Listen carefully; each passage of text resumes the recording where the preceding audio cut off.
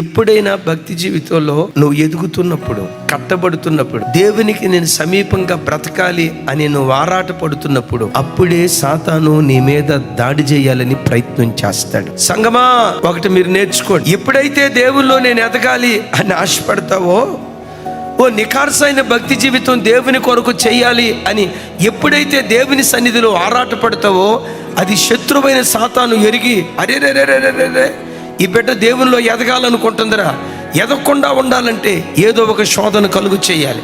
భర్త ద్వారానో, భార్య ద్వారానో, అనారోగ్యం ద్వారానో, ఆర్థిక సమస్యల ద్వారానో ఏదో ఒక సమస్య కలుగు చేస్తే ఈ బిడ్డ ప్రార్థన చేయటం మానేస్తాడని ఏదో ఒక శోధన తీసుకొచ్చి నువ్వు ఎదగకుండా ఆటంకపరుస్తాడు.